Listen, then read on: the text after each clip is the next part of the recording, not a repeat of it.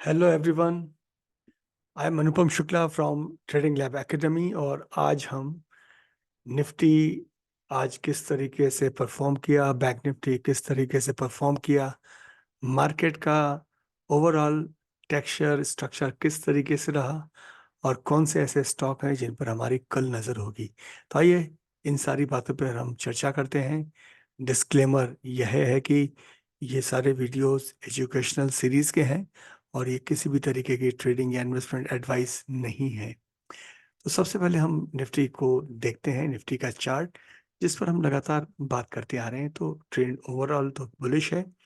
अभी टेरिटरी इसकी बेयरिश नहीं हुई है, वीक नहीं हुआ है, टाइम बेस्ड करेक्शंस इसमें आते हैं। तो यहाँ हम देख पा रहे हैं कि इस समय यह अपने 10 ईएमए को टेस्ट कर रहा है और एक कैंडल बनी है जिसने पिछले दिन की कैंडल को इनगल्फ किया है। और यहाँ से एक तरीके से हम कह सकते हैं कि एक होल्ड अब प्राइस को गिरने का कर लिया है। लेकिन जैसा हम जानते हैं कि पूरा बाजार इस समय स्पेशली निफ्टी ये एक रेंज बाउंड ऑस्किलेशन के रूप में चल रहे हैं।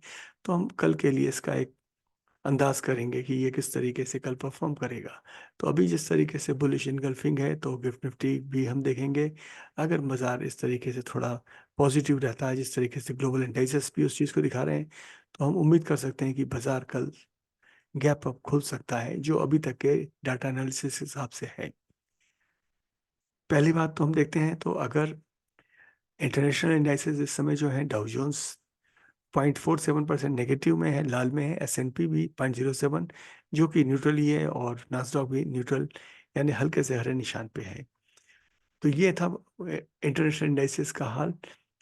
अभी हम आज अगर हमारे यहाँ के इंडाइसेस को देखते हैं तो क्या स्थिति है।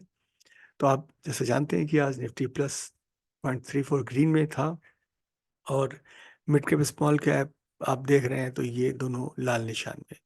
ये सबसे बड़ा एक नेगेटिव इम्पैक्ट है कि बाजार को करेक्शन की तरफ दिखाता है। क्या बाजार ऑल टाइम हाई कर चुका है, मैक्सिमम रिजल्ट आ चुके हैं, इलेक्शन की तरफ हम जा रहे हैं। तो बाजार इस तरीके के मूड को क्या दिखाना शुरू कर दिया है, ये हमारी जानकारी में आगे अवश्य होना चाहिए। बैंक निफ्टी हल्के से हरे निशान में था और गिरावट के रूप में हम देखते हैं तो ये हम देख पाते हैं कि फाइनेंशियल सर्विसेज तो रही पूरी लाल में, और फार्मा सेक्टर में हेल्थ केयर की बात करते हैं, फार्मा की बात करते हैं, पॉजिटिव रहे। एनर्जी बास्केट जो हमारी है वो लाल निशान में है। तो ये ओवरऑल टेक्सचर बाजार का जो है मिक्स है। कुछ चीज़ें चल रही हैं, कुछ चीज़ें जो करेक्शन के तौर पे आ चुकी हैं। आइए एक बार हम प्राइस एक्शन देखते हैं निफ्टी का, कल के लिए हम क्या उम्मीद करते हैं।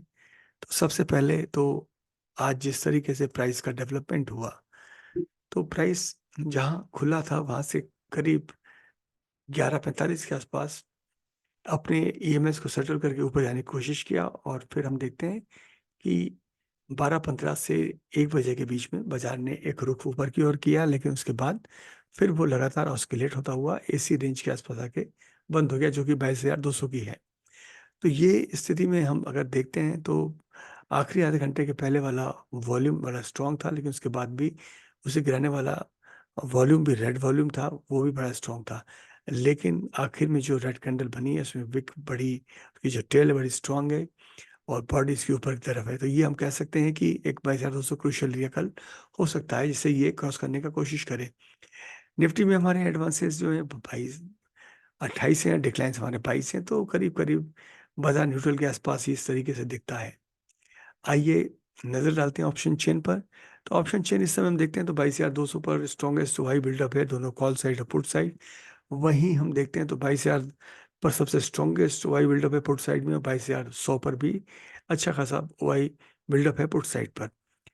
22,250 से ऊपर 22,300 पर ही स्ट्रॉन्गेस्ट वाई बिल्डअप हुआ है, और उसके ऊपर फिर डाटा इंफीरियर है जो कि 22,400 के आसपास हल्का फुल्का डेवलप दिखता है। तो बाजार के यही 100-150 पॉइंट के ऊपर नीचे ऑसिलेट होकर मूवमेंट है। अभी इसमें मेजर ब्रेक थ्रू इस समय से देख नहीं पा रहे हैं, क्योंकि वैसे भी हम एक्सपायरी की तरफ, मंथ एक्सपायरी की तरफ जा चुके हैं। तो ये था आज का बाजार का टेक्सचर की, इसमें निफ्टी का जो मूड है वो किस तरीके का था।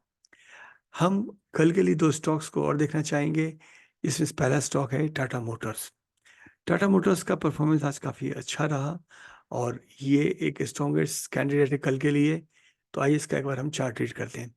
जैसा आप देख पा रहे हैं कि राइजिंग वॉल्यूम से क्लोज हुआ है, मोमेंटम हालांकि पीक पर है, लेकिन हल्का सा करेक्ट करके भी ये अपनी बुलिश टेरिटरी को लगातार कैरी कर सकता है। तो कल के लिए क्या हो रहा है?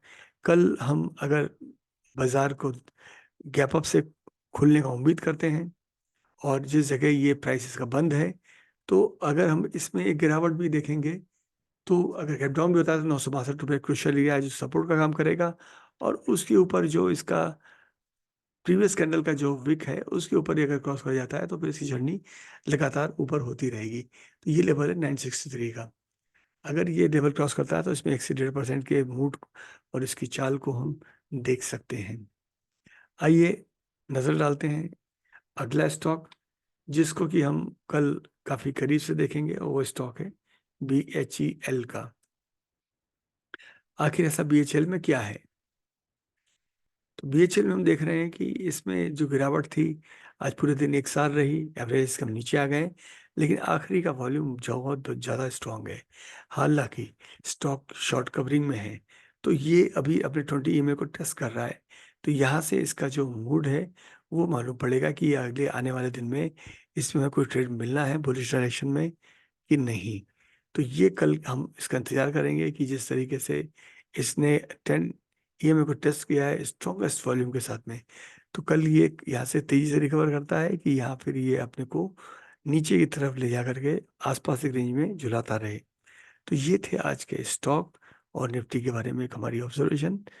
तो इस वीडियो को देख करके आप अपने खुद के भी मार्केट अंडरस्टैंडिंग को बढ़ाइए, और साथ ही चैनल को अगर आप पसंद करते हैं तो सब्सक्राइब भी करिए, लाइक भी करिए, और बेल नोटिफिकेशन को आप अवश्य दबाएं, जिससे आपको सूचनाएं अपलोडेड वीडियो की समय समय पर मिलती रहेंगी।